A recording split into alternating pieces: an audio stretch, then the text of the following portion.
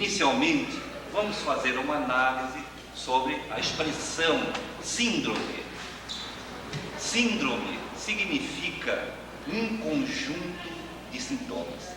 Assim como qualquer enfermidade física, em geral, são acompanhadas de uma espécie de síndrome. Uma simples gripe, por exemplo, ela compõe a sua síndrome. A pessoa é acometida de febre, de tosse, muitas vezes, espirra facilmente. Todos estes sintomas acabam formando a chamada síndrome da gripe ou do resfriado, certo?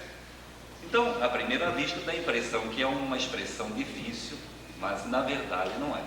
Síndrome significa um conjunto de sintomas. Peço licença, neste ponto da nossa introdução, para ler um pequeno texto que nós escrevemos para começar este trabalho. A síndrome da obsessão.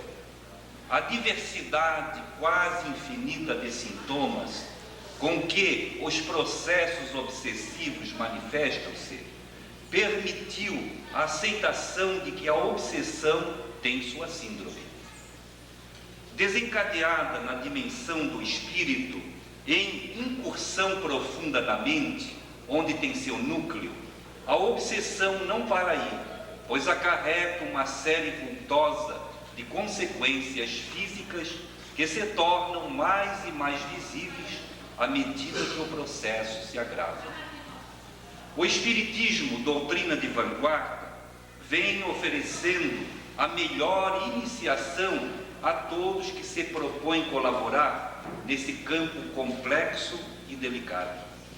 Iniciação que analisa com riqueza de detalhes a etiologia perfeitamente identificada até a forma mais adequada de tratamento. Nossa abordagem visa facilitar a compreensão dos aspectos espirituais e físicos que formam a referida síndrome. Certo? Analisemos agora rapidamente o contexto da obsessão, porque vamos falar sobre a síndrome da obsessão. Naturalmente que eu vou falar agora, vocês conhecem muito bem, mas vale por uma reciclagem. Obsessão, conceito. Allan Kardec deixou em O Livro dos Médiuns e também em A Gênese um conceito clássico do que é a obsessão. E ele diz assim: a obsessão é a ação persistente que um mau espírito exerce sobre um indivíduo. A obsessão é a ação persistente que um mau espírito exerce sobre um indivíduo. Mas não para por aí. Esta, naturalmente, é a conceituação clássica de Kardec, e sempre que nós trabalhamos assuntos deste gênero, desta natureza, nós procuramos lembrar porque é o grande mestre codificador, Mas sabe-se hoje que a obsessão não ocorre somente da parte dos espíritos em relação aos encarnados. Funciona um vice-versa normal. Tanto o encarnado pode obsidiar o desencarnado, como o desencarnado comumente, e é o mais vulgar, chega ao nosso conhecimento, Um encarnado também pode obsediar um encarnado. Essas pessoas, que são dominadoras, que costumam conduzir os outros debaixo do seu tacão, são pessoas que no fundo vivenciam aspectos da obsessão em relação aos outros. Pode ocorrer também a obsessão somente a nível espiritual, um espírito obsidiando o outro. Sempre que existir um cerceamento de mente sobre a mente, escravizando-a, está aí um processo obsessivo. Daí Allan Kardec consignar na parte final de O Evangelho segundo o Espiritismo a expressão de todas as liberdades, a mais inviolável é a de pensar. Porque sempre que a nossa casa mental, por uma razão ou outra, está sendo bloqueada na sua livre manifestação, pode estar acontecendo um processo obsessivo. Tá certo? Etiologia da obsessão. Para os que não se lembram o que significa etiologia, etiologia quer dizer a gênese, a fonte geradora de uma enfermidade, de um estado patológico. A etiologia da obsessão ficou claramente identificada através da codificação espírita. E Allan Kardec explica com clareza meridiana de que a causa ou etiologia da obsessão, na maioria dos casos, trata-se de um mal moral, um problema moral, né? Embora, ao lado desta explicação que constitui a grande regra, existem exceções, né? Que muitas vezes pode ocorrer também um amor possessivo, embora com o título de amor, mas quando ele se transforma num amor possessivo, ele pode também passar a ter uma contextura obsessiva, tá certo? Mas, regra geral, a etiologia da obsessão se encontra no mal moral, tá certo? Característica comum da obsessão. Existe uma característica fundamental em todo o processo obsessivo. Eu acabei de afirmar, em todo o processo obsessivo. Não há lugar para exceção aqui, né? Existe uma característica fundamental. É a fixação da vítima sobre uma determinada coisa, ideia, mania, fato, que avassalante e dominadora acaba como que alheando a atenção da vítima ou da pessoa cometida do processo, né, em relação aos demais valores da vida. Jesus, na expressão extraordinária de que nem só de pão vive o homem, já alertava sobre isto, né? Vejam bem, nem só de pão vive o homem. Nossa casa mental necessita de um constante turbilhonamento de ideias as mais variadas possíveis, porque é nesta variedade que, na verdade, nós vamos usufruir o nosso equilíbrio. Sempre que há um confinamento de nossa casa mental em cima de apenas um valor, que seja trabalho, que seja religiosidade, que seja recreação, enfim, aquilo que pudermos conceber, né? Sempre que existe um confinamento além dos limites normais, em cima de qualquer uma coisa, numa unilateralidade doentia, patológica, possivelmente nós perdemos os pontos do nosso equilíbrio, né? Então, a expressão de Jesus de que nem só de pão vive o homem é um alerta para nós, todos nós, né? Nós precisamos de trabalho, de recreação, de religião, enfim, mas tudo dosado em proporções convenientes, para que realmente nós possamos gozar de harmonia e de equilíbrio. Então, no processo obsessivo, é característica comum a fixação da vítima em cima de uma determinada única coisa, certo? Que se chama tecnicamente de monoideísmo. Mono vem do grego, prefixo grego, quer dizer um único, um somente, né? Ideísmo de ideia, quer dizer uma ideia única, certo? Tratamento da obsessão.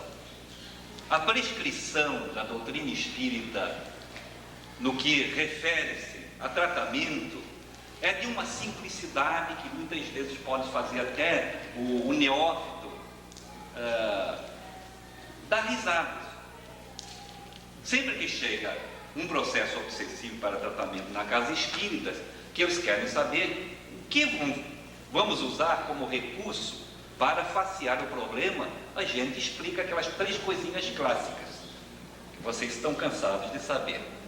Doutrina, passe e água fluidificada. Não é isso? De maneira que é novidade. Por que doutrina, eu perguntaria agora?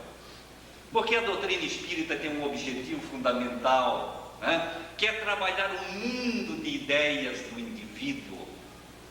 E o grande trunfo, a grande medicação que a doutrina espírita oferece é justamente alterar modelos estratificados da casa mental que estão levando a pessoa, ou em cima do qual está funcionando uma fixação monoideística que está perturbando o indivíduo.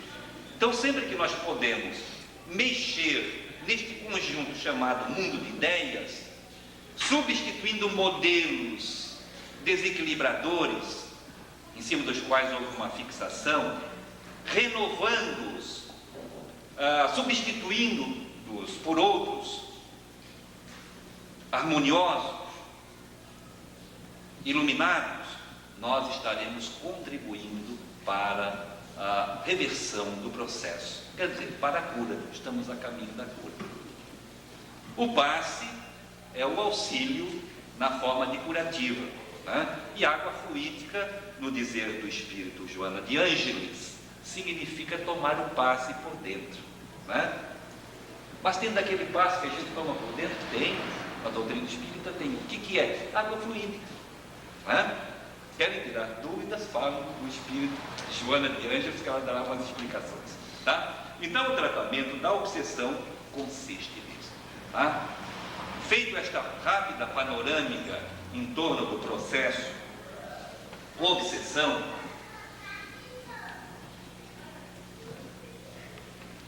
nosso segundo passo agora é falar um pouquinho sobre as alterações que o processo obsessivo pode acarretar, tá? Então vou usar o quadro rapidamente. Na obsessão, em geral, há alterações, ou acontecem alterações, em 3 níveis diferentes, tá? Mental,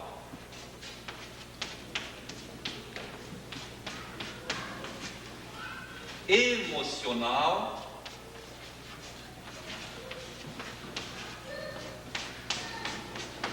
e física.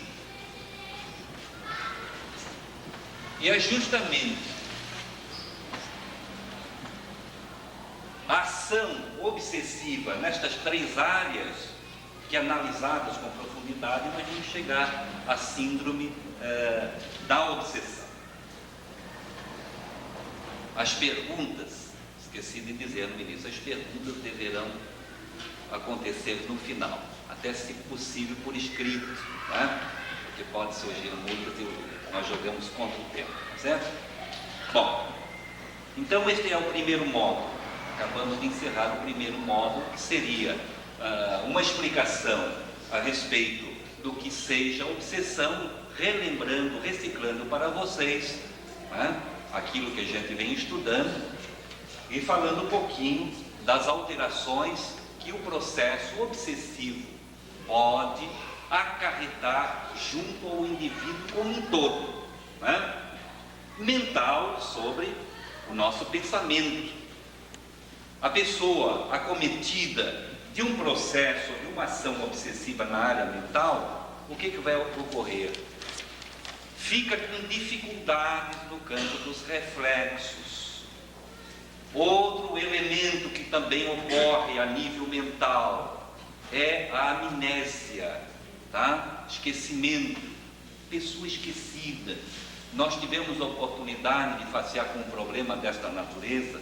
Era um cidadão que inclusive era funcionário do DR, Estado aqui, das oficinas, um rapaz normal, de uma inteligência brilhante, acometido de um processo obsessivo. Ele reclamava para nós: eu ando supremamente esquecido, não me lembro de praticamente nada na minha vida.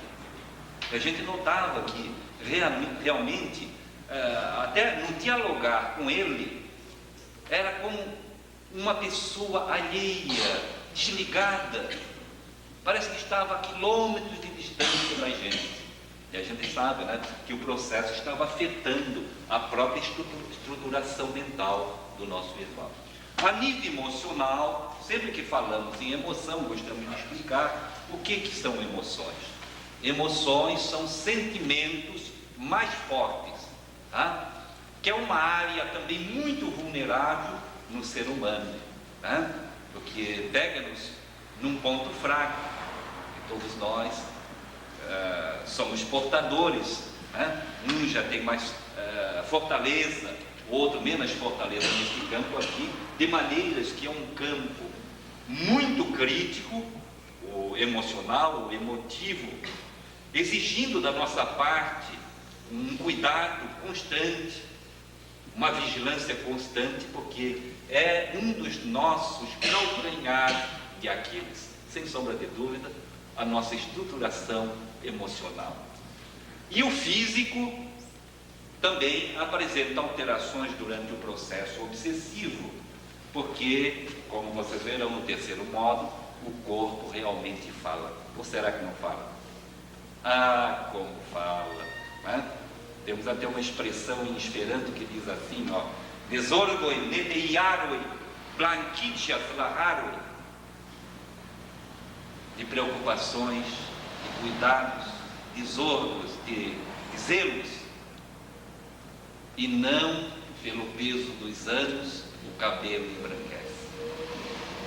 Isso já dá uma ideia, né, de que certos problemas na área do espírito repercutem na coisa. Desorgoi nedeiaroi blanquitias lahar, né? Segundo modo, vamos fazer uma análise, e eu espero a colaboração de vocês, sobre o que intitulamos de aspectos espirituais que formam a referida síndrome da obsessão. Vamos ver se vocês concordam. Não concordem com o expositor aquilo que vocês acharem que não devem concordar, tá? Porque de repente chega o seu João Sérgio Céu, um matuto lá da Palhoça aqui, para falar para vocês, e empurra gato por lebre, e vocês saem contentes, né? Isso nós não queremos também, né? Há necessidade de uma crítica constante na área espírita, né? Estes aspectos espirituais que consignamos na nossa listinha aqui são os mais catalogáveis, quer dizer, aqueles que vêm aparecendo mais constantemente, mais repetitivamente nas nossas searas, nos livros, nos tratados, revistas especializadas que tratam do assunto. Então vamos iniciar. Não vou colocar no quadro porque é um conjunto grande, né? Primeira delas, que não é a mais importante. Essa sequência não está baseada na ordem de importância.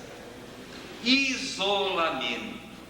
Será que a vítima do processo obsessivo, ela gosta ou não gosta de ficar isolada? Gosta? E tantas mãos levantarem-se, chego à conclusão de que realmente, né, é um dos sintomas que formam a síndrome da obsessão. A pessoa, o candidato, o processo obsessivo, gosta de ficar isolado, né? O pai e a mãe começam a notar, ou alguém da família, esta pessoa era tão extrovertida, né? Gostava de estar sempre no meio de um grupo, né? Alacre, sempre dizendo brincadeiras, manifestando-se com imensa alegria, e de uns dias para cá isolou-se dentro do quarto. Outros procuram até o leito, né? A nível de psicologia e de psiquiatria dá-se o nome de autismo. Esta fuga do mundo exterior e essa ensimesmação, o indivíduo volta-se para dentro de si próprio, né? E procura isolar-se. Ora, gente, quem estuda, quem faceia os processos obsessivos sabe muito bem como este sintoma é importante para o obsessor, porque não tem nada que o obsessor tanto queira quanto isolar a sua vítima. Quer dizer, tirá-la do alcance de conselhos indiscretos que possam dizer: eu acho que você está ficando perturbado, você tem feito a sua oração, vamos ao centro espírita logo à noite. Ora, quando o obsessor consegue criar realmente este isolamento, está como ele gosta, né? No tempo do João Figueiredo, ele dizia: está como o João gosta, né? Assim, está como o obsessor gosta, isolar a vítima, para que ele tenha um acesso total e pleno na sua abordagem obsessiva. Tá? Então, os sintomas. O outro, esquisitices. A pessoa é uma pessoa normal, né? De uma hora para outra nós começamos a notar certo comportamento por parte da pessoa. Nos primeiros dias a gente toma aquilo até por conta de pilhéria, é uma brincadeira da pessoa, mas pode no tempo tornar-se repetitivo o acontecimento, levando à desconfiança. Não, mas parece que isto não está certo, não é verdade? Tá? Conhecemos um caso de um moço que ele também era um funcionário normal, e de repente os colegas de trabalho começaram a notar que sempre que ele passava por debaixo de um portal, uma porta de acesso fácil, né? Ele passava um pouquinho, voltava e tinha que bater com as mãos na parte de cima. Mas se ele atravessasse aquela porta 50 vezes por dia, ele fazia aquilo. E o pessoal começaram a ficar desconfiado. Olha, né? No começo alguma brincadeira, por que tu faz isso? Mas continua aquela manifestação. No tempo, não deu outro, o moço estava em vias de um processo vultoso de obsessão. Então, a esquisitice também faz parte da síndrome da obsessão. Terceiro, a agressividade. A moça ou o moço são de uma índole pacífica, branda. De repente, subitamente, tornam-se supremamente agressivos. Manuel Filomeno de Miranda, num de seus livros, ele faz o relato do ocorrido com uma família da elite carioca. Era a família Santa Maria. O pai era militar altamente graduado, e a filha filha mais velha, tenho a impressão que era filha única, estava completando 15 primaveras. Com que orgulho e alegria aqueles pais não estavam oferecendo uma grande festa para a nata da elite carioca, né?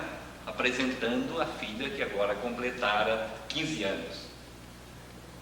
Salão ricamente ornamentado, um piano de cauda bonito no local, porque a mocinha era exímia pianista. E o pai, cheio de orgulho, no meio da festa, pediu: minha filha, agora vá apresentar alguma música aqui para os nossos convidados. E ela foi, elegantemente trajada, sentou-se ao piano e começou a dedilhar o teclado com maestria, porque era exímia pianista, né? Subitamente, ela dá um soco no teclado, levanta-se e atravessa a sala enorme até o canto em que se encontrava o pai lá. Chegando na frente do pai, dá uma bofetada violenta no rosto do pai e cai. Uma bomba que houvesse explodido naquele recinto não teria causado maior pânico, né? E surpresa. Porque a moça era a fina flor da educação. Desde pequenina, o casal já primava por uma educação, por uma compostura educativa no próprio lar. Ela foi conduzida desde a mais tenra idade aos melhores educandários do Rio de Janeiro, porque a família podia pagar. No entanto, aos 15 anos, quando deveria ser a festa, a glória para aqueles pais transforma-se num drama. E dali em diante começou uma peregrinação com os consultórios psiquiatras, né, de psiquiatria, sem qualquer sucesso. Algum tempo depois, malogrados todos os esforços, a mocinha foi internada num nosocômio para doentes mentais. E o sofrimento daquela mãe era grande, que não é para menos, né? O que mais conduía aquela mãe era chegar lá no hospital e ver a filha com a mesma roupa dos demais doentes, cabelo raspado. Como dizendo, é uma maluca comum como qualquer outra. Depois, graças a um outro militar que era espírita, conseguiram convencer o casal Santa Maria que se tratava de um processo obsessivo, então conseguiram trazer a moça novamente à saúde psíquica e física, né? Então a agressividade é um dos fatores mais comuns nos processos obsessivos e torna flagrante realmente que existe uma entidade agindo sobre o indivíduo, principalmente quando se conhece de antemão a tessitura educativa do indivíduo sob ação obsessiva. Não, se fosse o filho do fulano, que já me importa lá, é habituado a palavrões, a atos violentos, né, atitudes bruscas, tudo bem, mas aquela mocinha é sempre aquela incógnita, né, que vibra no nosso íntimo, né? Bom, outro sintoma, tristeza. Pessoa imensamente alegre, de repente fica triste. Junto com a tristeza, muitas vezes também outro sintoma, que é o do abatimento. Estava vendendo saúde, agora se entrega, toda embrujada num canto, né? Estes dois elementos, tristeza e abatimento, abrem campo aos quadros depressivos, tá? A pessoa realmente cai numa depressão horrível, que lá no fundo é sinal de um processo obsessivo. Outro sintoma, este analisado com profundidade por Allan Kardec, fascinação. Allan Kardec, no capítulo 23 de O Livro dos Médiuns, capítulo em que ele analisa a obsessão, ele divide a obsessão em três partes distintas: a obsessão simples, fascinação e subjugação, antigamente conhecida por possessão. Não é isso? Então, a fascinação, na descrição de Kardec, a pessoa está como que enseguecida, muitas vezes está fazendo absurdos, e para ela a impressão é de que está agindo na maior normalidade possível. Todo mundo enxerga o seu erro, só a pessoa não enxerga. A pessoa fascinada, tá? Então, gente, é um drama doloroso. A nível de psiquiatria tem um correspondente chamado delírio, né? A gente costuma dizer assim: rapaz, tu estás delirando. É a mesma conotação. A pessoa sob ação do delírio também esta característica. Realiza coisas que são verdadeiros absurdos no campo das ideias, das coisas ou em relação a pessoas. Todo mundo enxerga que está em contradição com a normalidade, com o equilíbrio, só a pessoa não observa, tá? Chama-se fascinação, e acreditamos que todos nós temos um pouquinho disso, tá? Fascinação. Todos nós já passamos pela época do namoro, os mais idosos aqui, né? Tá? E nesse campo aqui, ó, emocional, é muito comum estar funcionando percentuais de fascinação, que a pessoa fica ceguinha. Lá no Bezerra de Menezes, tivemos agora há pouco tempo um caso desses aí, tá? E eu precisei conversar com um moço, conversar em particular, como o Evangelho fala, e chegou num ponto que eu disse assim: escuta, vou te fazer uma pergunta, quero que seja bem sincero, tu estás meio sério, não estás? Ele confia, deu um suspiro e disse: eu estou bem certo. Né? Porque nesse campo aqui, gente, campo emocional não é brincadeira. Nós estamos sujeitos a sermos fascinados. E o pior é que isso às vezes não escolhe idade. Tá certo? Sejamos honestos. É verdade ou não é? Claro que é. Tá? Fobias. O que é fobia? Fobia, segundo a psiquiatria e a psicologia, é o medo. Mas só que não é o medo comum. Há que se fazer uma divisão entre o medo comum, que é uma reação normalíssima na nossa vida, né? Até por uma questão de sobrevivência, de autodefesa, nós temos que ter medo de alguma coisa. Porque se não for assim, eu chego à beira de um precipício, não sinto medo, vou expor-me cada vez mais e mais. Daqui a pouco eu caio mesmo e perco a vida física, não é verdade? Então o medo, dentro de um âmbito de equilíbrio, é uma coisa até necessária na nossa vida. Agora, a fobia significa um medo patológico, quer dizer, um medo doentio. É quando há um exagero, né? Numa casa toda fechada, a pessoa não vai do quarto para a cozinha, ou da cozinha ao quarto. Claro que nem sempre é sinal de obsessão, mas pode se tratar de algum prurido a falar, né? De uma influenciação que, se não orientada, tratada, daqui a pouco pode se converter num processo obsessivo, tá? Então, cuidado, é preciso que tenhamos cuidado, sempre que o nosso medo se transforma numa fobia. Transformando-se numa fobia, caiu no estado patológico, quer dizer, doentio. E daí a luz vermelha de perigo está acesa, tá? Então ocorre também. Sentimento de culpa.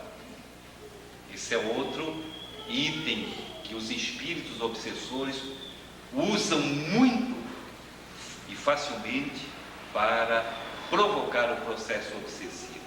Tem pessoas que nascem, já reencarnam, têm inato um sentimento de culpa. O espiritismo explica por quê.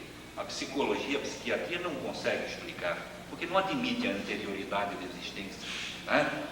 Tentam explicar, mas não explicam. Existem pessoas que trazem ao reencarnar o sentimento de culpa. A explicação que o espiritismo dá é que isso, em geral, vem de uma semeadura mal feita ontem, de lances infelizes no campo do comportamento em relação ao seu semelhante ou em relação a si próprio. Então são pessoas introspectivas, não são muito comunicativas, é o tipo caladão, mas não simplesmente caladão, é mais do que caladão, né? Pessoas tristes em geral, e muitas vezes são acompanhadas para a atual reencarnação com um colégio de espíritos que foram vítimas ou cúmplices dele e que estão no seu calcanhar hoje, ou a tiracolo, tentando influenciá-lo. Entendeu? E não raro estão sempre avivando certos valores relacionados com a queda de ontem. A pessoa não tem consciência do que é, mas a nível de inconsciente e de subconsciente, é como se alguém estivesse lembrando: tu és um bandido, tu és um infeliz. Isto é um fato que ocorre e que nós temos que ter muito cuidado, gente. Sempre que ocorrer na nossa vida, estamos vivendo normalmente, de repente começa a surgir muito repetitivamente sentimentos de culpa, né? Querendo como nos fazer de um carrasco, de um verdugo. Cuidado. Eu já passei por este processo há muitos anos atrás, já estava na doutrina espírita, já era expositor da doutrina, e começou a se processar um fenômeno comigo. Eu acordava lá pelas 2 às 3 da madrugada. Vejam bem como ocorre o fato. E problemas deste tamanho ficavam deste tamanho. No começo aquilo me massacrava terrivelmente, até que de repente, pelos conhecimentos que a doutrina nos possibilita, eu comecei a notar que aquilo estava passando do sério, não é? Eu já tinha medo de chegar àquele período de insônia no meio da noite, porque eu sabia que estavam me julgando. Eu estava no banco dos réus e estava me criando um problema psicológico terrível. Daí banquei esperto, já sei o que eu vou fazer. Eu orava nesta hora, naturalmente, mas nem sempre, já imediatamente, eu conseguia o retorno do meu estado de bom ânimo, de alegria, que é uma das coisas que, particularmente, eu peço mais a Deus nas minhas preces diariamente, é que não me falte bom ânimo. Porque uma pessoa, quando está dotada de bom ânimo, gente, ela enfrenta os maiores problemas com coragem, né, de semblante descontraído, e vai em frente. Os maiores problemas, nós estamos cheios do bom ânimo, que é o resultado de uma boa espiritualidade, vamos assistir, do esforço íntimo em buscar uma boa estruturação psíquica para seguirmos em frente, né? Mas eu notei que aquilo estava me massacrando. Já sei o que eu vou fazer.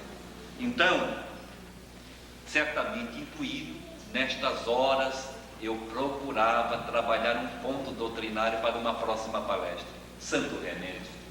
Mas que santo remédio, né? Era justamente o que os nossos amigos lá do outro lado não queriam, tá? Quer dizer, o tiro saía pela culatra. Queriam me massacrar, eu procurava subir, né? Ah, mas aquela frase evangélica dá um bom tema. Ficava às vezes uma hora em cima daquilo, não dava chance para vir o sentimento de culpa, né? E comecei a rebater assim também. Olha, meus caros, eu não sou flor que se cheire, naturalmente.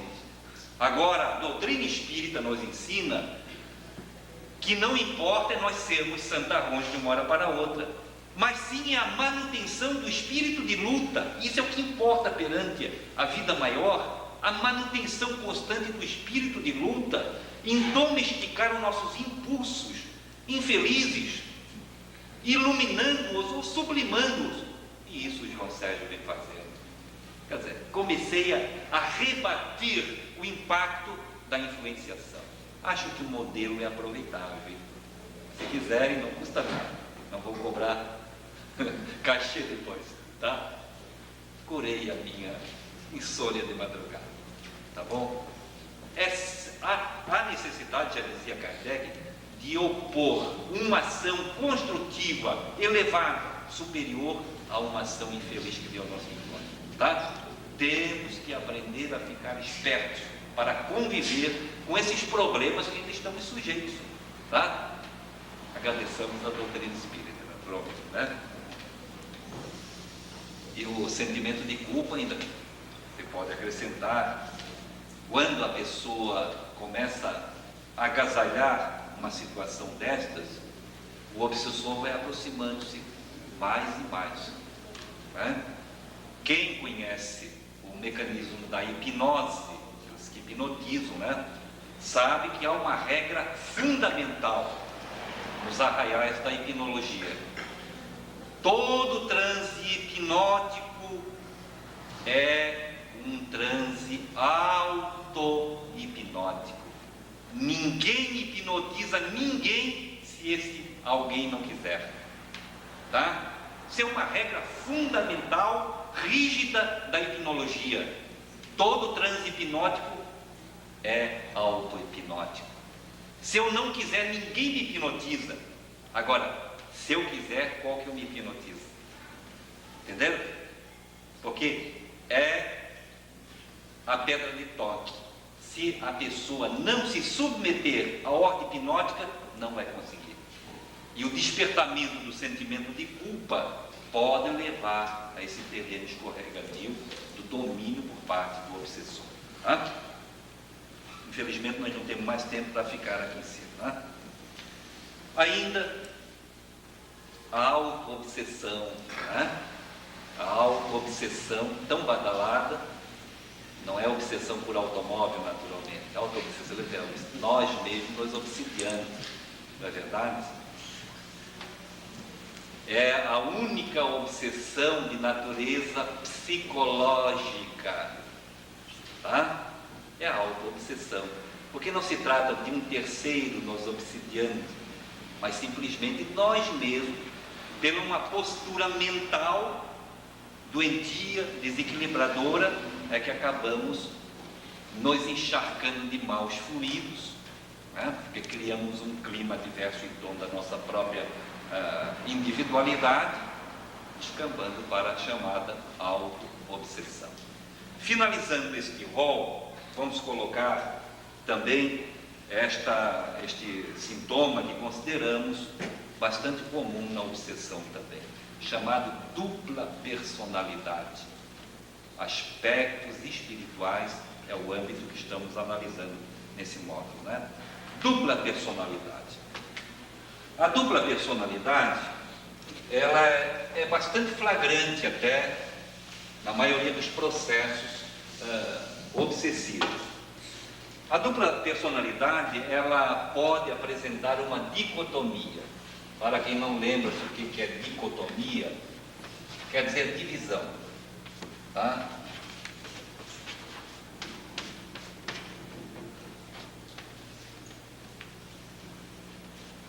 Dupla personalidade anímica, mas vamos explicar o que é isso, tá? Anímica. E dupla personalidade obsessiva. Dupla personalidade anímica quer dizer, a nível de doutrina espírita, naturalmente, porque a psiquiatria, a psicologia também não consegue explicar direito o que é a dupla personalidade. Não obstante todo o trabalho extraordinário do Freud, do Jung mais tarde, né? Eles têm maneiras rasas de analisar o que seja dupla personalidade. Precisariam conhecer o espiritismo para adentrar realmente a realidade das coisas, né? Então, segundo a doutrina espírita, a dupla personalidade a nível anímico, quer dizer, é o acesso ao nosso próprio passado, aos celeiros das nossas experiências multimilenárias vivenciadas por nós mesmos. Nós viemos de encarnação a reencarnação, isso não é novidade para vocês, né? E há uma coleta de experiências em cada etapa reencarnatória que ficam armazenadas no nosso subconsciente. Há uma plataforma que não permite que a nossa vida cognitiva ou consciente do presente agora tenha acesso a esse subconsciente. Agora, através de meios e causas especiais, nós podemos voltar a ter acesso a este arsenal, a este celeiro de experiências, tá? E o lance obsessivo pode provocar, nesta plataforma que isola o nosso presente do passado, uma janela, cria uma vulnerabilidade, tipo de janela ou porta, entende? E então aspectos vivenciados por mim numa etapa passada começam a surgir no momento. Os espíritos dizem, nas informações espíritas, que as colônias psicopatas estão cheias de pessoas assim, né? Pessoas às vezes paupérrimas, de repente há um acesso a uma experiência reencarnatória do passado em que eram grandes senhores, e muitas vezes eles apanham jornais imundos na via pública e, sobraçando-os, entram em repartições governamentais, autárquicas, etc., como se aquilo fossem documentos raros, tá certo? Outras vezes o lance obsessivo procura lá neste celeiro do passado justamente um tipo de experiência em que a vítima de hoje foi um criminoso bárbaro, porque eles querem avivar o lado de verdugo da vítima para que se instale com mais força o sentimento de culpa. E em muitos casos consegue. Entendeu? Então se chama esse tipo de experiência dupla personalidade anímica. É o meu próprio ontem refletindo-se hoje. Mas existe a dupla personalidade mais comum nos processos obsessivos, que é a obsessiva, né? Em que a entidade obsessora, dominando, subjugando, na expressão de Kardec, a vítima passa a exercer o controle da vida ordinária, da vida comum do dia a dia, tá? Então nós passamos a enxergar não mais o Paulo que conhecíamos, mas não é mais aquela pessoa que nós conhecíamos. Você veja, né? Às vezes é uma pessoa que é paupérrima, tá? Veste-se com simplicidade, consegue um dinheirinho, vai para um restaurante de luxo e começa a ter atitudes de requinte, né? Posição especial no sentar à mesa, cuidado no apanhar os talheres, né? Uma série de 11 horas que a gente nota que não é daquela pessoa ali que teve uma educação normal, né? Isso para não falar em casos em que a pessoa era pacífica e fica violenta, como no caso da filha do casal Santa Maria, né? Então, gente, trata-se de aspectos de dupla personalidade através da presença transparente de uma entidade subjugadora. É o tipo de dupla personalidade mais comum que se depara nos processos obsessivos.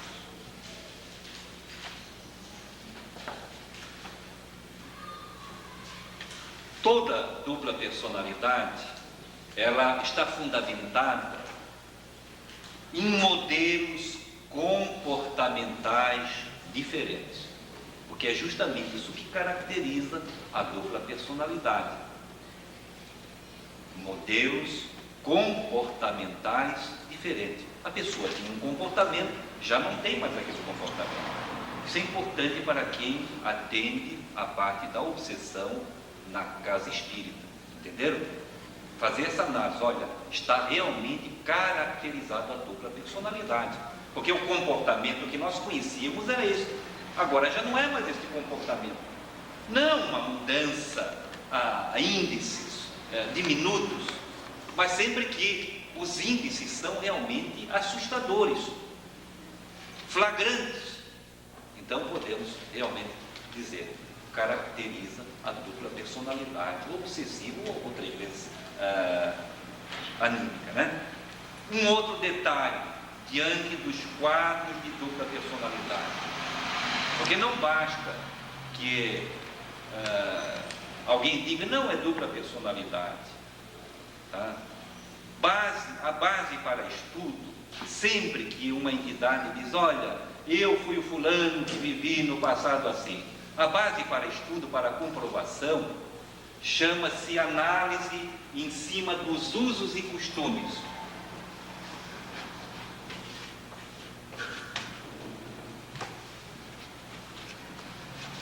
Usos e costumes. O que queremos dizer com isso? Se o obsessor está dizendo que ele é uma outra entidade ali no corpo da pessoa, influenciando o corpo físico da pessoa, né? Ela diz assim, eu vivi no ano 1000, estou vestido à luz 15. Mentira tua, porque Luís XV viveu muito tempo depois, não é verdade? Quem conhece a história sabe, né? Outro pode dizer assim, eu sou um esquimó que moro lá no Polo Norte, só que eu estou com um resfriado enorme. Mentira tua, diz que o frio é tão intenso no Polo Norte que o vírus do resfriado não sobrevive lá, tá? Esses exemplos assim, meio pinheiresco, né? Formar-se de alguém que lide com história, tá certo? Outro pode dizer assim, está um calor enorme aqui, estou vivendo no ano 300 da era cristã. Ah, mas eu já sei o que vou fazer. Vou abrir o refrigerador, tirar o refrigerante e matar a sede. Mentira tua. Naquela época não tinha geladeira. Entenderam? Então isso é para nós termos uma ideia como base de estudo, que não basta que o obsessor fale as coisas, nós já vamos sair engolindo, certo? Gente, claro que nesse segundo módulo, nós poderíamos aqui colecionar um sem número de outras manifestações. Mas acreditamos que, para termos uma ideia quanto à chamada síndrome da obsessão, estes aqui são importantes. Vou fazer uma retrospectiva aqui do que eu citei. Aspectos espirituais, formas de manifestação as mais catalogáveis: isolamento, esquisitices, agressividade, tristeza, abatimento, fascinação, fobias, sentimento de culpa, auto-obsessão, dupla personalidade. Podem colocar em cima disso aí tudo quanto quiser, tá? Desde que haja suspeição e que seja um processo obsessivo. Passarmos para o outro bloco, o terceiro módulo, gostaria de falar um pouquinho sobre uma coisa muito importante. É o conceito de normalidade de que o ser humano é dotado. Desde que nós passamos a ter participação mais ativa na vida cotidiana, começamos a desenvolver isto que chamamos de conceito de normalidade. E é muito forte no ser humano esta expressão, ao ponto de, acadêmico ou não, todos nós, mais ou menos, temos uma ideia quando o grupo que habitualmente cruza conosco neste dia a dia está agindo com normalidade ou não normalidade. Na vida do lar, da mesma forma. Em qualquer parte que estejamos a transitar, este conceito de normalidade nos acompanha. Naturalmente que varia de pessoa a pessoa, dependendo do seu grau de agudeza, né? Em relação ao seu mundo de ideias ou a evolução do próprio espírito. Mas, na verdade, todos nós temos alguma forma ou algum percentual daquilo que chamamos de conceito de normalidade. Qualquer mudança de um padrão conhecido por nós antecipadamente, qualquer variação pode, nas primeiras manifestações, causar admiração. Daqui a pouco pode causar preocupação. É verdade ou não é? As mães sabem muito bem, né? A mãe tem aquele sentido especial de observar os filhos, os pais atentos da mesma forma. A gente, com o grupo que convive conosco, hora após hora, a gente tem um perfil muito claro das suas reações. O fato é que no final nós já sabemos dos gostos pessoais do indivíduo, até o que gosta de comer, não gosta, né? Eu sou vegetariano, o Givaldo sabe disso, né? No estado inteiro, porque a gente viaja muito a nível de federação, todo mundo sabe que o João Sérgio é vegetariano. Então eles têm um conceito de que eu sou vegetariano, né? De repente o céu começa a comer carne na frente de todo mundo, o pessoal fica, né, estranho, porque isso vai ferir um conceito de normalidade que eles tinham em relação a mim. Entenderam? E é muito importante que nós que lidamos na casa espírita, procuramos desenvolver, através da atenção, no apuro do nosso âmbito de atenção, esta questão de conceito de normalidade. Tá? Claro que a pessoa, sob um influxo obsessivo, muitas vezes pode ser um grande desconhecido. Nós não conhecemos. Por isso é que o primeiro ato, quando da chegada de uma vítima do processo obsessivo, se ela mesma não consegue conversar conosco pela nublagem dos próprios reflexos, precisamos conversar com a família, porque a família, através de um conjunto de palavras, vai nos dar uma informação, vai pintar o quadro que estão vivenciando, tá certo? E através deste quadro nós já vamos fazer uma tomada de posição, para podermos com mais eficiência facearmos o problema, né? Não é verdade? Não é até o primeiro passo, né? Escutar, diz o Manuel Filomeno de Miranda, né? Espírito. Primeiro ato, escuta. escute o portador da dificuldade, porque senão você não pode fazer uma avaliação do problema, tá? Quando você começa a conviver com ele no dia a dia, você com atenção, porque já dizia Allan Kardec, de que o núcleo mais poderoso e importante para conhecermos uma pessoa, as reais condições de uma pessoa, nos 3 níveis que formam todo o âmbito de conhecimentos humanos, que é o científico, que é o filosófico e o religioso, o grande núcleo, afirmava Kardec, e não há nada que derrube a grandeza desta assertiva de Kardec. O que é? A linguagem. Porque através da linguagem nós acabamos extrovertendo a nossa realidade individual e íntima. Entenderam? Alguém pode até camuflar, escolher um palavreado adredemente, né? Planejado, mas isto não dura muito tempo. Daqui a pouco nós estamos extrovertendo a nossa realidade. Então, o núcleo mais importante de uma averiguação, não só a nível de uma averiguação obsessiva, mas também no trato com o nosso semelhante no dia a dia, é deixar que ele fale. Porque é através da linguagem que nós vamos poder fazer um rastreamento da sua realidade espiritual, intelectual, enfim. Tá certo? Então esse conceito de normalidade deve ser uma preocupação, o desenvolvimento dele deve ser uma preocupação do espírita que atende na casa espírita. Lembrar até de que Allan Kardec, ele não foi apenas o participante de sessões mediúnicas, ele foi também o experimentador. O experimentador é aquele que faz o uso do método experimental, que é um método da ciência, ciência lá de fora, ciência leiga, né? Ele ia com tal atenção, com tal espírito de observação, e anotava tudo que se desenrolava, se passava no transcurso de uma sessão mediúnica, ele anotava. E depois analisava aquilo, induzia, deduzia, reflexionava, concluía, fazia juízos, eliminava o que achava que não era bom, que não batia com o bom senso, mas tudo aquilo que sobrava realmente era aproveitado. Acho que esse deve ser o nosso papel na área medianímica também. Nós temos um lado de experimentador, né? Então a sessão mediúnica não é para nós somente um ambiente a nível de religiosidade em que nós vamos socorrer alguém, mas também o nosso laboratório.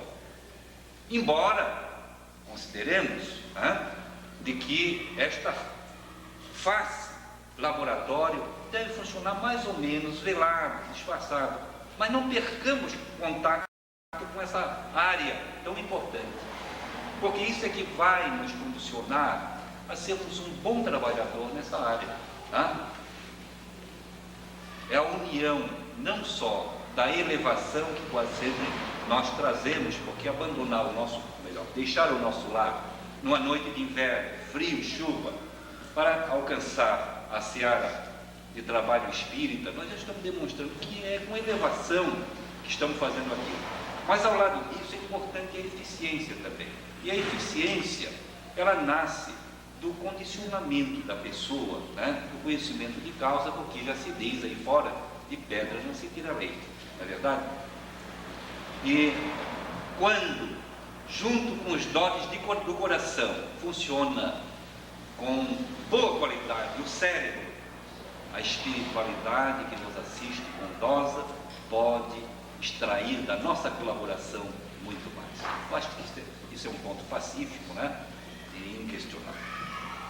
Aspectos físicos. Chamaria atenção para a frase que coloquei no quadro. Estados psicológicos induzem estados mecânicos. Isto diz coisa, gente. Porque, repito o que eu disse no início, o corpo fala. Neste sentido, estão aí nas nossas livrarias mais especializadas, até um livro interessante, não é um livro espírita, com este título, O Corpo Fala, tá? É do Pierre Veil e do Roland Tompakov, os dois de parceria, um ilustra, o outro escreveu. Muito interessante. É um trabalho em cima de uma análise da esfinge assíria, uma esfinge muito famosa no mundo, né? Tem muita coisa que é fantasioso, mas tem muito elemento importante para aqueles que têm algum tempinho de ao escutar o livro, né? Não é uma obra espírita, mas vão trazer muitos subsídios em relação a esta realidade de que estados psicológicos induzem estados mecânicos.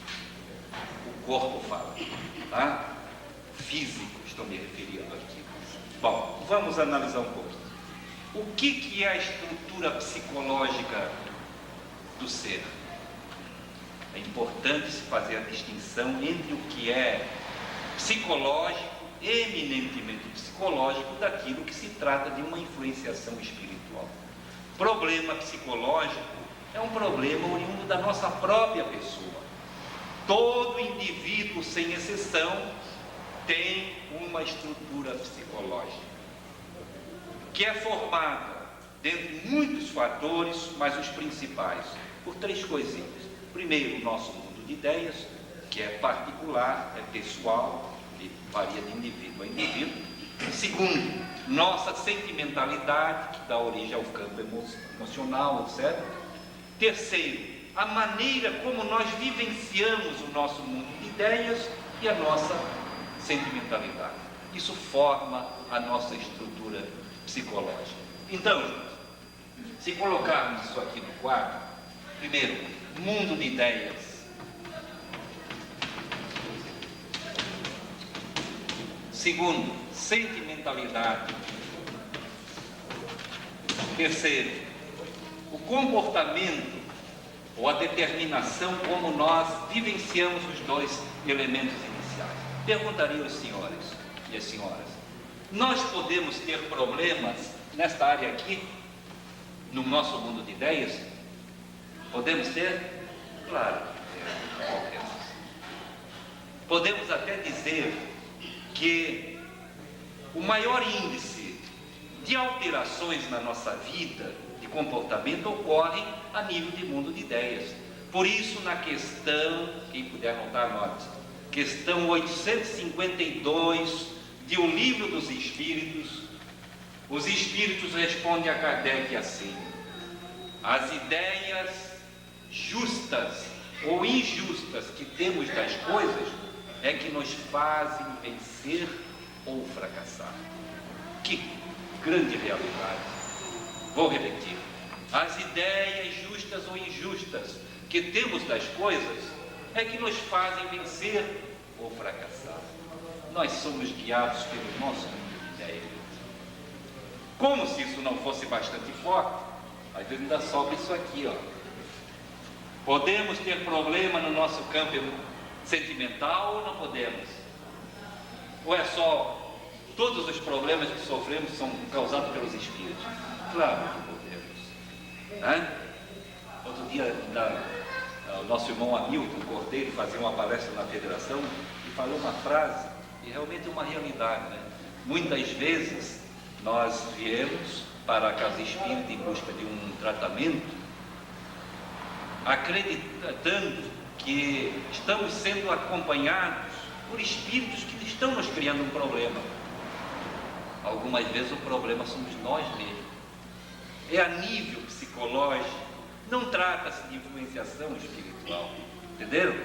Sejamos sinceros e honestos, nós somos um portador ambulante desta possibilidade de cair num desequilíbrio, tanto a nível de mundo de ideias, de sentimentalidade. Temos que ser sinceros conosco mesmo, né? Todo ser humano é candidato provável a um processo obsessivo. Talvez vocês pensem assim, mas isso é temerário afirmar. Eu estou dizendo uma bobagem? Todo ser humano é passível de obsessão. Se vocês acharem que não, deem uma cochilada moral, né? E depois me conte o resultado, né? Somos passíveis de obsessão todos, tá?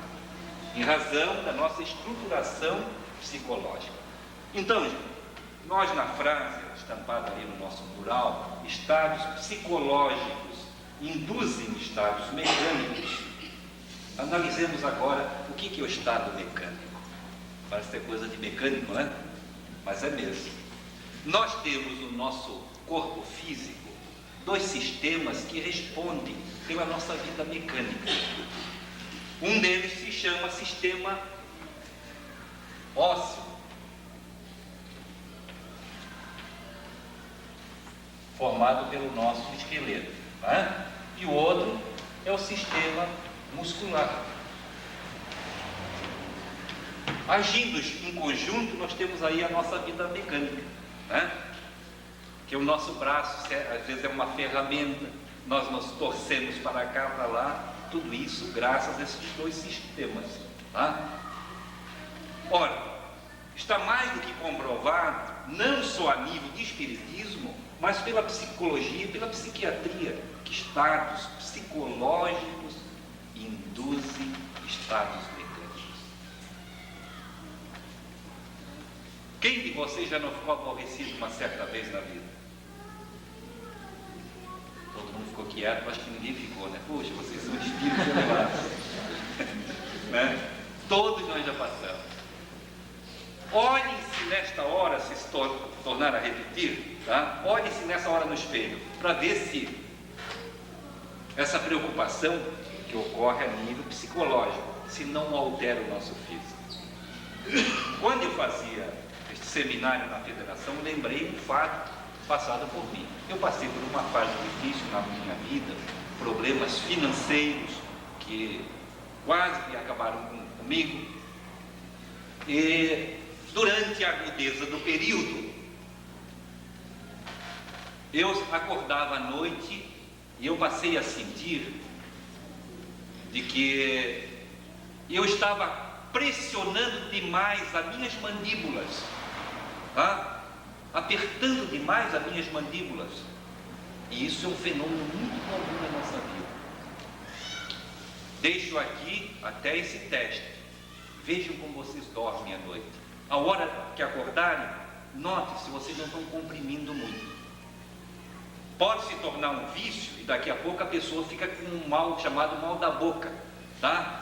Quer dizer, no fim fica com uma configuração de boca, né? Que parece mais ruidoso do que é. Tome cuidado. E vocês vão notar que a maioria das vezes ocorre porque foram deitar, tá? Não sozinhos, mas com uma boa preocupação. Por isso não é bom dormir quando nós temos uma grande preocupação. Por isso é importante a oração, porque a oração descontrai o nosso psicológico e o físico vai responder a isso. Porque estados psicológicos induzem estados mecânicos. Tem muita gente que é magérrima, porque a sua estruturação psicológica é de tal forma contraída, que eles estão sempre com todo o físico contraído, tá? Sonegam a si próprio uma distensão molecular mais avantajada, entendeu? Porque a nossa composição molecular, ela responde também ao psíquico, tá? Há pessoas, as pessoas de estruturação psicológica mais descontraída, elas podem mais facilmente ganhar peso. Agora, o importante é o equilíbrio entre as coisas, né? Porque o magro quer ficar gordo, o gordo quer ficar magro, né? E psicologicamente nós podemos exercer um certo controle. Analisemos a nossa própria estruturação, que tem pessoas que, se a gente fosse realmente colocar num quadro a sua realidade, ela está com com tensões na barriga, né? Quando se senta, cruza os braços, cruza as pernas, os dedos dos pés, pressiona as mandíbulas, enfim, fecha os olhos, só não une as orelhas porque não dá, né? Analisemos a nós próprios, porque estados psicológicos induzem estados mecânicos.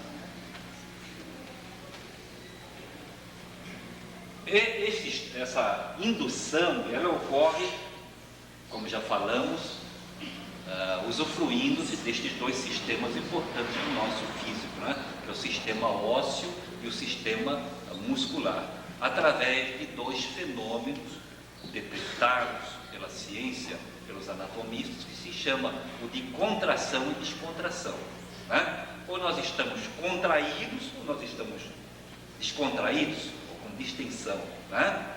Isso são fenômenos normalíssimos na nossa vida. Bom, o que tem isso aí a ver com a obsessão? Então escute. O obsessor, agindo no psicológico, leva a alterações no estado mecânico. A pessoa, através daquele conceito de normalidade, nós a conhecíamos muito bem, uma pessoa bonita, sorridente, de semblante, principalmente o rosto, onde nós identificamos, né, as maiores tormentas, na verdade. Em outras partes podemos o caminho de manga comprida, etc. Mas o rosto, em geral, não dá de esconder, né? Conhecíamos a pessoa, né, semblante, descontraída, etc. De repente nós notamos uma grande alteração. A pessoa parece que não dorme há um mês, fica de olheiras, né, olhos profundos, etc. Então a gente começa a notar o fenômeno, essa mudança a nível físico. Quem conhece um pouquinho desta frase aqui, que estados psicológicos induzem estados mecânicos, já nos leva a desconfiar. Alguma coisa não está certa. Alguém de vocês que faceiam a problemática da obsessão na casa espírita, vocês já viram? Procure lembrar, um obsidiado bonito. Já viram? É uma figura bonita de se ver? Claro que não é, gente. Por quê? Porque todo obsessor é feio. Por quê? Todo obsessor é feio. Não por natureza, mas porque ele está se fazendo. Ora, o espírito André Luiz chega a afirmar que espírito mau, quando pensa, esse pensamento dele exala mau odor. Agora imaginamos a estrutura perispiritual, que é de alta maleabilidade. Ora, o psicológico de todo obsessor é odioso, ou não é? Ele está morrendo de amor, de carinho, de suavidade, de brandura, de pacificidade em favor da vítima. Não, ele está, né? Se pudermos enxergar, os seus lábios são igual um alicate, né? Há um ritus, né? Os olhos quase saltando das órbitas, cabelos em guisalinho. Outro dia, até na Palhoça, atendendo um caso de desobsessão, né? Tentei conversar com o obsessor, tudo, e me ocorreu, certamente por intuição, usar o seguinte palavreado: meu irmão, olha para ti mesmo, vê como é que está o teu aspecto, porque ele já chegou dizendo que eu sou um monstro, e eu procurei explorar aí.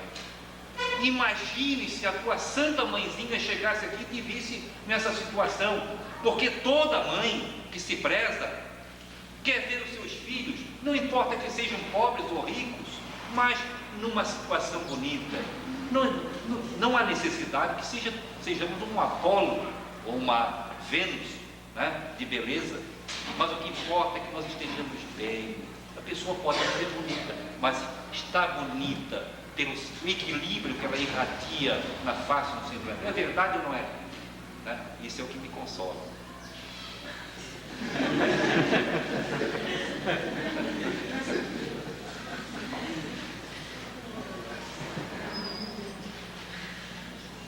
Enquanto vocês viram, não dá. sabe, do céu rindo, tudo está mais ou menos bem. Mas quando estiver chorando, prece, passe em cima dele, porque o negócio está feio, né?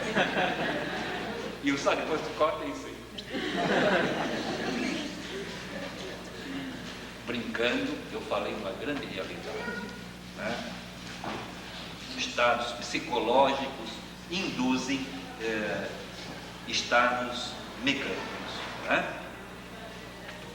Nós agora vamos citar Kardec para ver como isto mais ou menos funciona, tá bom? Está quase chegando no filmezinho, tá?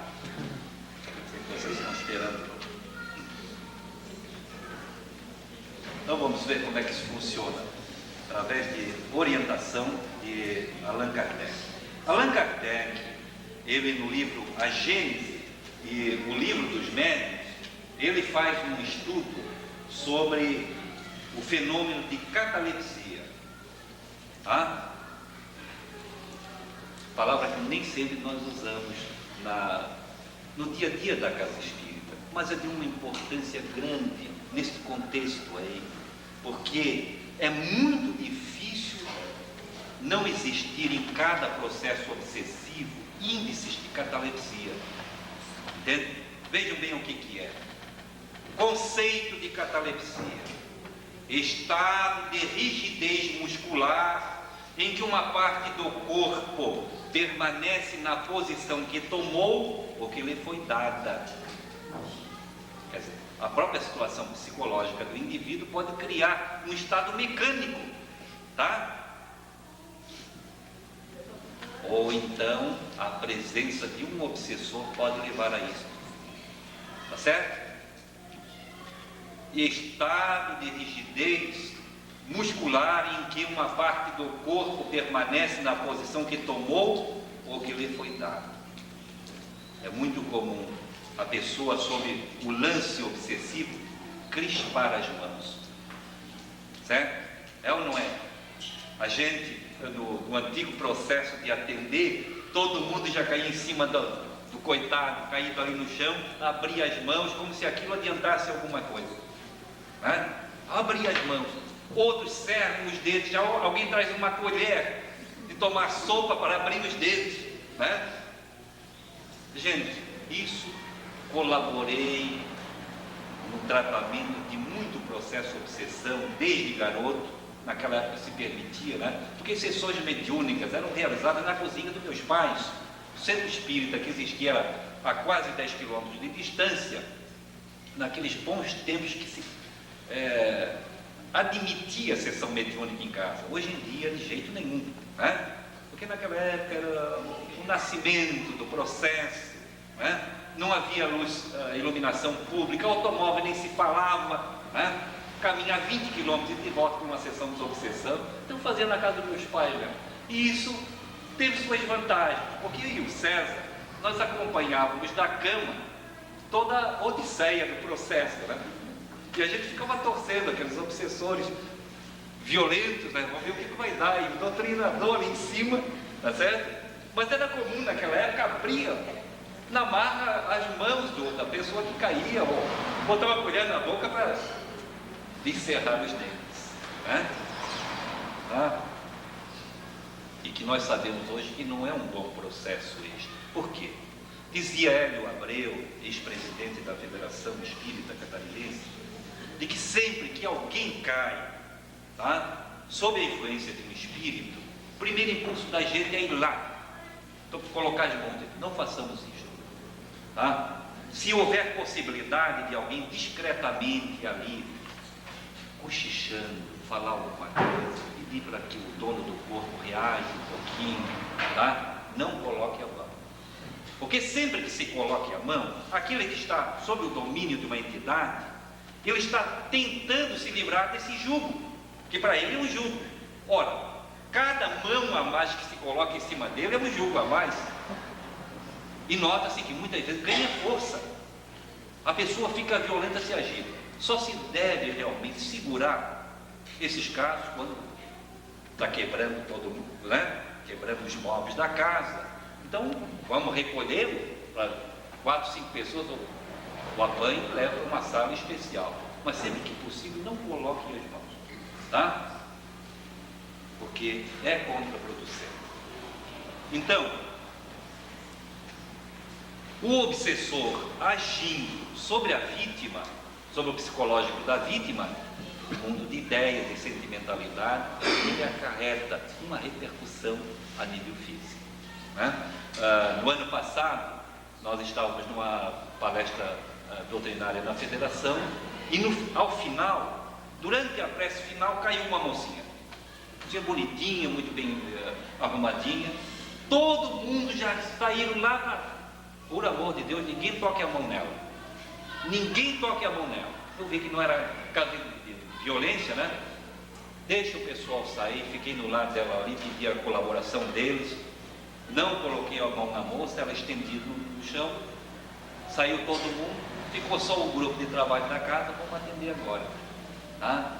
Falei com o espírito, tal, daqui a pouco ficou. Não há necessidade de todo mundo já querer agarrar, abrir mão, abrir boca, tá? Não há necessidade. Agora, foi flagrante o estado cataléptico. A gente que conhece o processo, né? Chamei a atenção dos companheiros, temos aí, altos índices catalépticos. Por quê? Ela enrijeceu os braços e mãos, a catadura facial, né? Ficou também, era uma mocinha bonitinha, ficou de um aspecto, parece que iria devorar todo mundo, entenderam? Olha, analisem que aí está o que Kardec estudava no passado, altos índices catalépticos. É isso aí, nós não precisamos criar uma sessão de catalepsia especial, está aí flagrante. Pode notar que sempre que alguém fica sob o domínio de uma entidade, alguma parte do corpo enrijece, tá? São os índices catalépticos, o psicológico agindo no mecânico, tá certo? Depois vocês poderão fazer perguntas. Vou citar aqui alguns casos clássicos flagrantes de catalepsia, tá? Antes, porém, diria que o espírito Manuel Filomeno Miranda, na série de 6 livros que ditou através do Divaldo Pereira Franco, abordando a temática da obsessão, ele cita, vez por outra, questão de catalepsia, tá? Então, lembrar um fato muito badalado nos arraiais espíritas.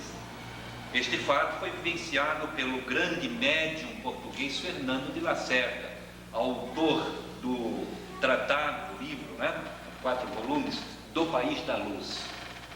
Fernando de Lacerda foi uma fulgurância no campo da mediunidade. Se existia um médium assim, com sintomas muito parecidos com o de Francisco Cândido Xavier, foi Fernando de Lacerda. Ele era delegado de polícia, o que lhe deu a oportunidade de socorrer muito preso, que não era criminoso, mas sim um obsidiado, um perturbado, tá? Mas ele conta, ele narra num dos seus volumes, no livro Do País da Luz, de que existia um cidadão em Portugal que ele ficava subjugado, estava normal, de uma hora para outra ficava subjugado, e ao ser subjugado por uma entidade, ele tomava uma configuração simiesca, os ombros caíam, né? Ele era uma pessoa normal, até de uma certa compostura mais ou menos elegante. Quando, sob o domínio do espírito, os ombros caíam, tá? E ele passava a usar uma configuração simiesca e ganhava uma desenvoltura para subir em coisas altas. Os prédios mais altos da cidade em que Fernando Lacerda morava, de repente alguém gritava: olha lá, está ele lá em cima. E ele só atendia ao Fernando Lacerda.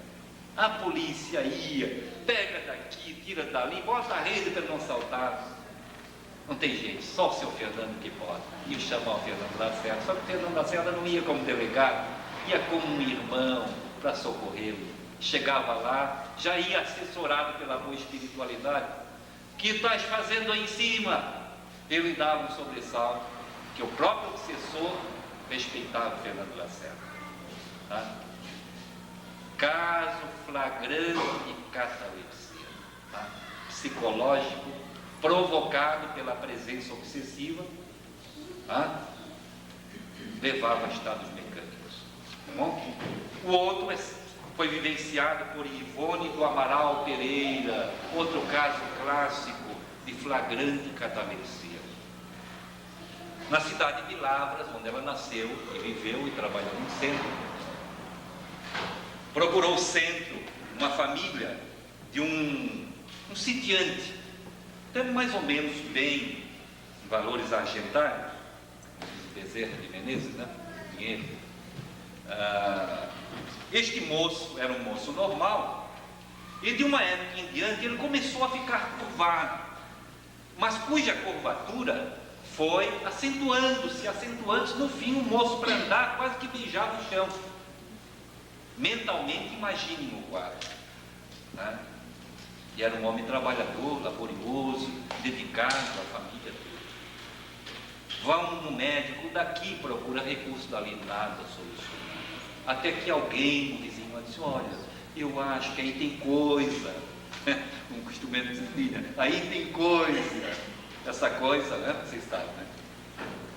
Problema espiritual. E realmente deram o endereço do centro de Lavras e chegou lá o moço a tratar. O que é, o que não é? O moço começou a receber um passe, a orientação, e fizeram as sessões mediúnicas, porque o atendente tinha condição de fazer um rastreamento psíquico e sentiu que o moço estava acompanhado por uma influenciação espiritual obsessiva. Fizeram a sessão e o espírito manifestou-se. Realmente. Mas por que tu faz assim, com bondade? Perguntou o dirigente. É para aquele safado, aquele salafrário aprender, né? Porque na encarnação passada, ele costumava fazer nós escravos de montaria, né? Ele não tinha mais o que inventar para se divertir, era um coronel poderoso, né? Ele encilhava, quer dizer, colocava uma sela de cavalo nas nossas costas e ficava de chicote correndo pelos campos afora.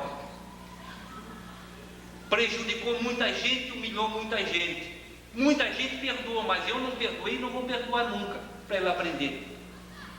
E o mais grave ainda é que o moço, além de estar andando beijando o chão, tá? Começou a aparecer uma configuração como se um freio que a gente coloca na boca do cavalo, né?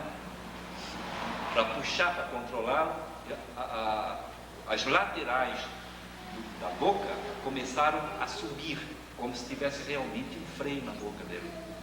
E visto pelos clarividentes do centro, realmente ele estava encilhado.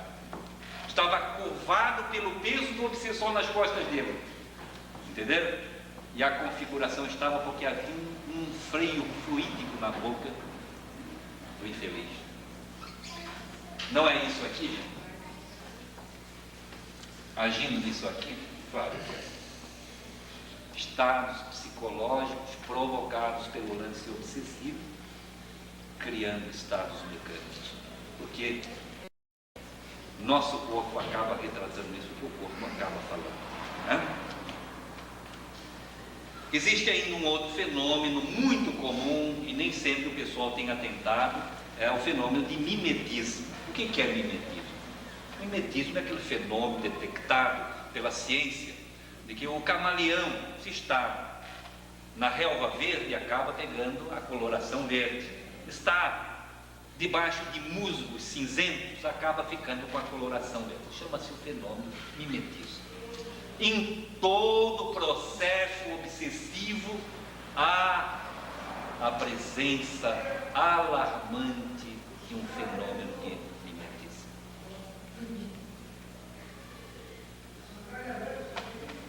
De maneiras que podemos afirmar sem medo de errar, que ao longo do tempo, todo obsessor fica cada vez mais parecido com a sua vítima e a vítima mais parecida com o obsessor.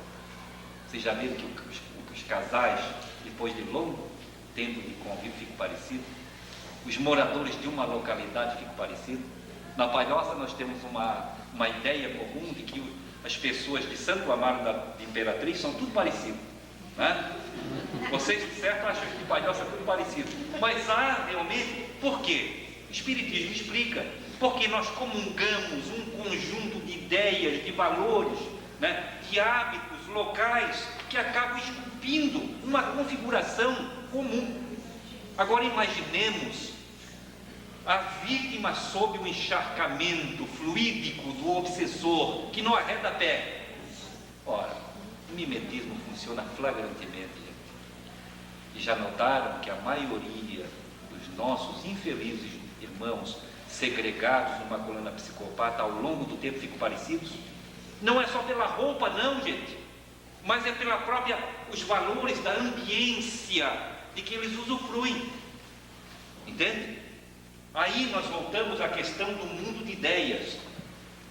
Gente, nós acabamos parecido com isso aqui. Como é que é a tua semelhança? Como é que você se parece? Você é igualzinho ao teu mundo de ideias. Neste sentido, o Espiritismo nos empresta um grande valor, faz um grande favor para nós. Ele contribui para o nosso embelezamento, porque as ideias espíritas, pela sua dinâmica, pela sua elevação, elas têm esse doce encantamento. Vocês notam que o semblante do espírita é diferente dos outros. É só querer notar. Parece que nós não envelhecemos tão fácil, né? Mesmo que tudo esteja conspirando, peso dos anos, isso, preocupações, incomodações, mas parece que há sempre um semblante de criança nos nossos olhares. Isto em razão do mundo de ideias. Aprendamos a respeitar o mundo de ideias, gente, porque é o nosso maior talento. Entenderam? Nós seremos sempre parecidos com o nosso mundo de ideias. Daí a necessidade para não sermos trouxas e ficarmos num âmbito de ideias confinadas, estanques, né? Vamos sim participar das grandes reuniões em que se estudam, que se analisam grandes temas, porque isso dispara o nosso embelezamento espiritual. Ou vocês vão querer me enganar que não estão preocupados com a beleza pessoal? Eu não estou nesse jogo. Estou muito preocupado com o meu embelezamento espiritual.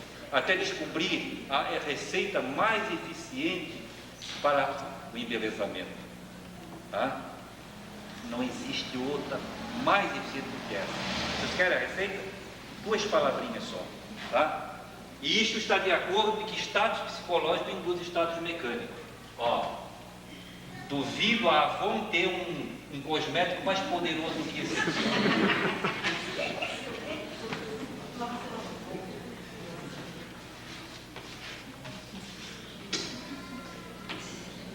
Tá? Sejam bons.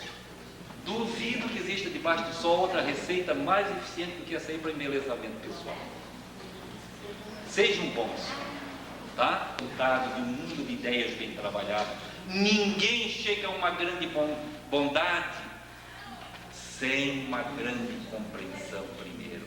Me prove que isso está errado, gente. Me prove que se me provarem, eu já abandono a minha teoria, né? Mas duvido que alguém chegue a uma grande bondade sem desenvolver primeiro uma grande compreensão dos problemas do ser, do destino e da dor. Tá? Não sou eu que assino embaixo, é a doutrina espírita que assina embaixo. Tá? Psicológico agindo no mecânico. Tá? Cuidado com o mimetismo. Veja o que vocês amam. A nível de psiquiatria agora, existe uma expressão chamada catatonia. Tá? Catatonia. Deixa eu colocar aqui no quadro. Chamados estados catatônicos, né? Vamos ver o que significa isso aí. Forma de alienação com tensão permanente de certos músculos. Outra definição. Síndrome neuropsíquica, em que ao lado dos sintomas mentais se encontram modificações a nível muscular e tendências à conservação de determinadas atitudes. A própria psiquiatria já detectou isso, né? Que conforme o nível de perturbação, né, há uma repercussão a nível físico. envolve a questão de que estados psicológicos induzem estados mecânicos, tá? Fenômeno de catatonia. Bom, os bons autores chamam a atenção de que nós ocidentais, nós nos prendemos muito, que quase que exclusivamente, a uma análise do problema espiritual. Tá? Chega uma pessoa para tratamento, nós olhamos mais, quase que exclusivamente, para o lado espiritual. O oriental, ele usa um pouquinho, a sua técnica um pouquinho diferente. Ele procura enxergar o indivíduo como um todo. E seria muito importante que nós espíritas fizéssemos isso também. Tá? Porque muitas vezes a vítima de um processo obsessivo não consegue dizer uma palavra para nós. Às vezes um espírito até fica imunado, né? Não fala. Ora, pela linguagem nós não podemos ali ficar sabendo de nada, a não ser pelos relatos da família, tá certo? Agora, pela sua configuração toda, nós podemos ter uma ideia, tá? do andamento do processo, se trata de um processo recente ou de longas datas, porque ao longo do tempo marcas mais acentuadas vão se processando. É verdade ou não é? Tá? Então é importante, como eu analisei lá a nível de federação e venho analisando, observem para os meus companheiros estudiosos, né? Observem, né? Os altos índices catalépticos aí. Quer dizer, estamos fazendo isso. Porque nós somos estudantes da doutrina espírita, o centro espírita é também o nosso laboratório. Tá bom? A estátua do pensador, do Rodin, né? Para nós termos uma ideia da influência do psíquico sobre o físico, tá? Os psicólogos, analisando essa estátua, que é famosa no mundo inteiro, né? Houve até uma exposição agora recente no Rio de Janeiro, da obra do Rodin, são vários trabalhos, né? Mas esta é uma das mais conhecidas, né?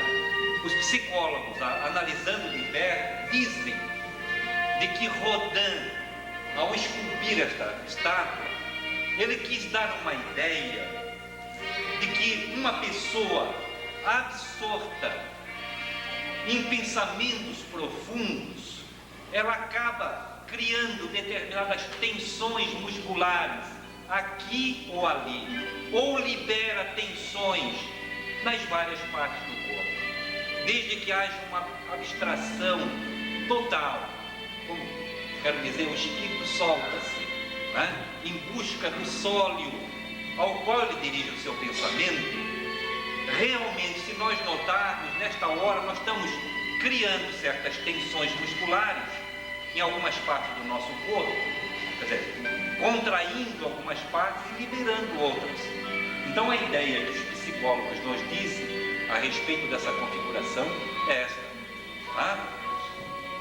Que o psicológico está sempre criando tensões ou liberando, de acordo com o equilíbrio ou desequilíbrio da coisa.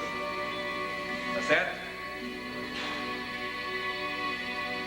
O trabalho do Rodin é a nível de normalidade. Tá? Uma pessoa, um de nós, num dia normal, né? Não vou orar agora, ou vou reflexionar, vou refletir. Então sentamos-nos. É uma condição de normalidade. Tá certo? Então essa foi a ideia do Gustave Rodin. De deixar transparente na sua obra, na sua estátua, de que uma pessoa completamente absorta em pensamentos, né, ela libera tensões, criando contrações ou descontraindo-se em algumas partes do seu corpo. Bom, chamar a atenção é para a configuração fetal, tá? A característica da configuração fetal é esta curvatura, não só a nível de pescoço, mas também de pernas. Hoje vem sendo muito analisado a nível de psiquiatria e de psicologia essa configuração. Pois bem, a nível de psiquiatria, notou-se que as pessoas portadoras de graves perturbações mentais acabam assumindo uma configuração fetal. Entenderam? No tempo, nós a conhecíamos andando, né, de semblante levantado, com o tempo, volto àquilo que eu falei há pouco, o obsessor acaba assumindo essa configuração fetal. O obsidiado, melhor dizendo, o obsidiado acaba assumindo a configuração fetal. Né? De onde viria esta reação? A psiquiatria não sabe explicar. Agora o espiritismo explica.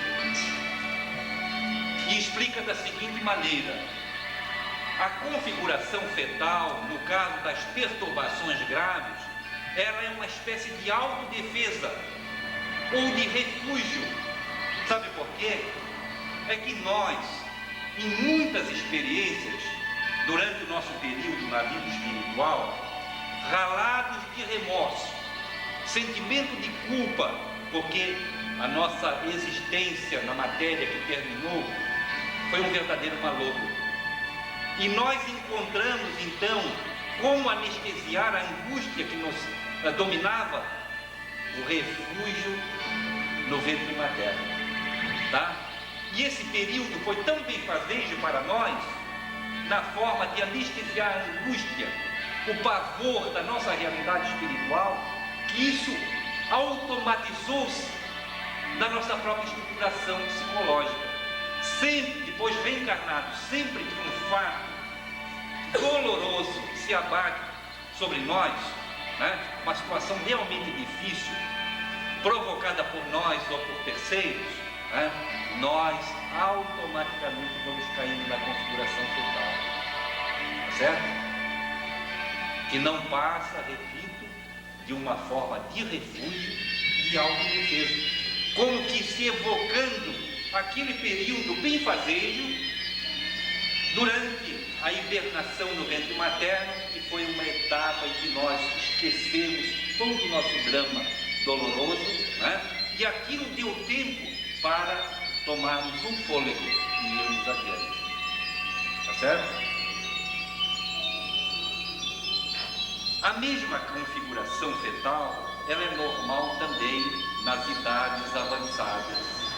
Porque já dizia o professor Herculano Pires de que os extremos se tocam. Tá? Começamos assim e acabamos mais ou menos assim. Tá? Só que na velhice a configuração fetal, tá, ela surge como consequência normal através do desgaste, do cansaço do nosso manancial biológico, né? Pelo esclerosamento, quer dizer, endurecimento dos tecidos, do nosso músculo, da nossa situação óssea. Então também é comum a configuração fetal. De maneiras que estas imagens aí, a nossa ideia é reforçar essa realidade aqui, ó. Estados psicológicos acabam induzindo. E sempre surge, repito, como uma autodefesa, uma espécie de refúgio, tá? É uma busca automática do ser por um estado melhor, entenderam? E nos processos de grandes perturbações espirituais, estamos sujeitos à verificação deste sintoma aí também, tá? A mecânica do problema, como isso se processa, além daquilo que eu falei sobre o nosso sistema muscular e ósseo, né, ele ocorre para nós espíritas, nosso conhecimento espírita, né, a nível perispiritual. Primeiro, a perturbação a nível psicológico instala-se na estrutura maleável, plasticizante do perispírito, e no tempo o corpo físico passa a absorver a realidade do seu modelo anterior ou interior, que é o perispírito. Não é verdade? Repercussão. do processo obsessivo. A maioria dos processos obsessivos tem repercussão num ou no outro órgão. É muito difícil não existir uma parte do nosso corpo físico que não sofre uma repercussão do processo obsessivo. O que se pode distinguir é que, às vezes, essa repercussão não é estacionária. Quando a ação obsessiva é mais sobre o sistema nervoso, não há o estacionamento no fígado, no coração, no baço, etc. Fica circulando, né? Processo obsessivo sobre o sistema nervoso, hoje dói aqui, amanhã no dedão do pé, no outro dia no lábio, né? Nas costas, não é estacionário. Mas outros casos é localizado, né? Já tratamos de processos obsessivos que a pessoa está com um problema no fígado horrível, né? E recomendamos, procure um médico para tratar, porque aí nós não mexemos, nós tratamos da parte psíquica, né? Outra vez problema cardíaco, né? A pessoa não tinha nada. Outra moça, problema, desconfiou que estava tuberculose, tossia igual um cachorro danado, né? E foi no médico e realmente acusou mancha no...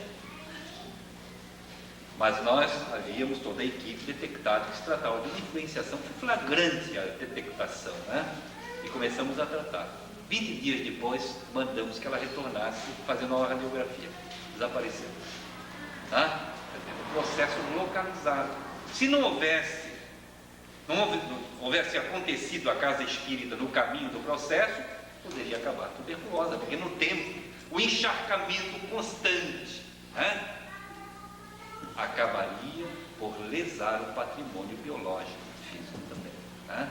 Que estados psicológicos levam a estados mecânicos.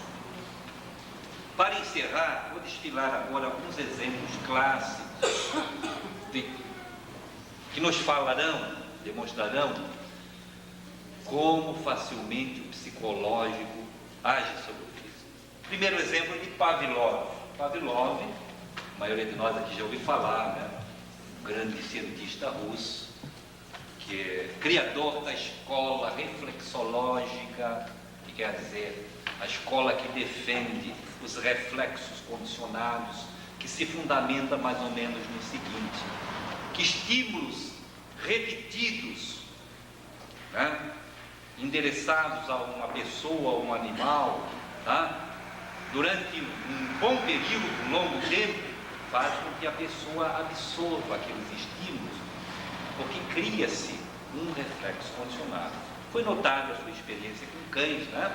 Ele, uma dessas experiências, procuraram deixar faminto por um bom tempo um cãozinho, e depois de um determinado número de horas, faminto, Pavlov mandou que levasse uma boa comida para o cachorro.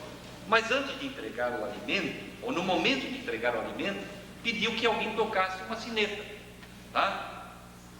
Então daí foi dada a comida. O cão escutou a sineta e alimentou-se. E aquilo foi repetindo-se durante muitos dias, tá? Nunca se dava o alimento sem tocar a sineta. Ao cabo de um mês mais ou menos, bastava que alguém tocasse a sineta e o cão babava, quer dizer, enchia a boca de saliva, né? Criou-se um reflexo, que deu o nome de reflexo condicionado. Existem os reflexos naturais. Por exemplo, eu não sei o que tem lá no outro lado da parede, coloco a minha mão, levo um choque, eu nem penso, já retiro a minha mão. Chama-se um reflexo natural. Nós somos dotados, a nossa natureza é dotada de vários reflexos naturais. Mas existem, segundo Pavlov, os condicionados, que são o fruto da educação, tá? Boa ou má essa educação, não importa, fruto da educação, através da repetição de estímulos, tá certo? Então Pavlov foi o criador da teoria do parto sem dor. Acho que a maioria das senhoras aqui já ouviu falar, né? Do parto dar à luz sem dor, tá? Essa teoria foi logo absorvida pelos médicos brasileiros, principalmente os médicos gaúchos, né? Que passaram a adotá-la. E baseava-se mais ou menos no seguinte princípio: de que é possível, segundo Pavlov, uma senhora dar luz sem dor, porque é um processo natural. Ele partia deste princípio. Sendo dar à luz um princípio, um processo da natureza, não pode ser um processo dolorido, tá?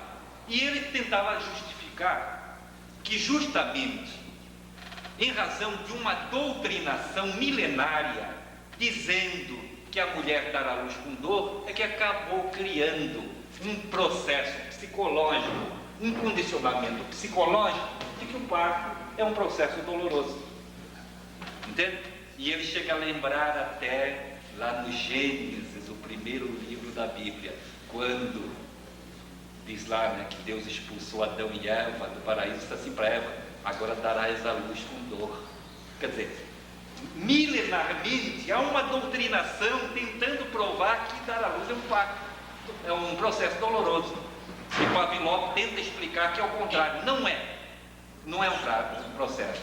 E ele explica que nós temos, cobrindo a nossa massa encefálica, uma película chamada córtex cerebral, tá? Córtex quer dizer capa, a árvore também tem a casca da árvore, é uma forma de córtex, e é aí que nós temos a sensação de dor, tá? Então ele diz que se o psicológico estiver bem trabalhado, nós vamos bloquear os sintomas de dor. E gerou-se a nível clínico uma série de sessões em que a gestante, alguns meses antes do período da delivrance, né, de dar à luz, era submetida à orientação, a nível clínico, né, através de doutrinações, explicando todo o processo normal do dar à luz, ao ponto de muita gente dar à luz sem sentir a mínima dor. Por quê? Trabalharam, condicionaram. Ao contrário, se a doutrinação milenária, secular, veio apregoando que dar à luz é um processo doloroso, tá? Pavlov prova o contrário, que não é. Não pode ser, porque é uma coisa da natureza. E Deus não criaria um processo altamente doloroso com uma coisa tão linda que é possibilitar a reencarnação. Tá certo? Então, gente, eu estive em Porto União lançando o meu terceiro livro no início do ano passado. E lá estava assistindo a minha conferência, falava sobre comportamento, Dr. Picanso. Dr. Picanso é um obstetra oriundo do Paraná, médico famoso, mais de 1000 partos. E ele está com um problema de paraplegia e pediu muito se eu podia fazer uma visita na casa dele no outro dia à tarde. Eu tinha o dia inteiro livre, porque meu novo compromisso era à noite. Boamente me comprometiria. Passei a tarde com ele. Ele com dificuldade até para sentar. Muito simpático, me deixou muito à vontade. Sua esposa, de uma fidalguia no trato também. Então, eu pensei assim: agora eu vou pedir um know-how de um homem competente, né, algumas explicações. Eu vinha trabalhando nesse tema e estou ficando. Gostaria de lhe fazer uma pergunta, mas ao fazer a pergunta, se o senhor achar que não deve me responder, por favor, esteja à vontade. Vou ficar mais satisfeito ainda pela sua sinceridade. O senhor conhece a teoria do Pavlov do parto sem dor? É uma realidade? Ele me respondeu assim: céu, é uma realidade. Nós não a aplicamos, sabe por quê? É que é um processo demorado, que exige, né, um acompanhamento através de vários meses de doutrinação positiva, de alta positividade, né, preparando um mundo de ideias, o psicológico da parturiente, para que, quando chegar o momento, ela não sinta dor. É uma realidade.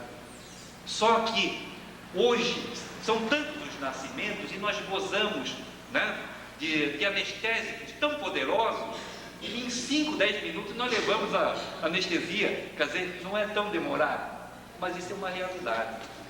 Agora, um mês atrás, eu trabalhava o mesmo tema em Criciúma e estava presente doutora Senilde Margot, da mesma área, médica que veio do Rio de Janeiro, e eu falava para ela pedia também a opinião, né?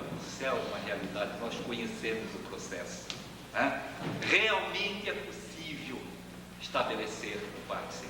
Também não fazemos por questão, como disse o Dr. Picança, realmente estados psicológicos induzem estados mecânicos.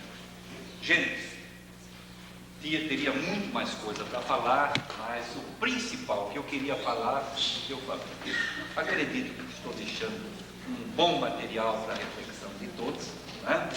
Nós acabamos de fazer uma análise, se não é completa, porque a nossa intenção não é nunca agir no sentido completo, porque faltariam os elementos para isso, né? Mas para deixar uma boa visão do que nós entendemos o que seja a síndrome da obsessão. Muito obrigado. Me colocaria à disposição para alguma pergunta, né?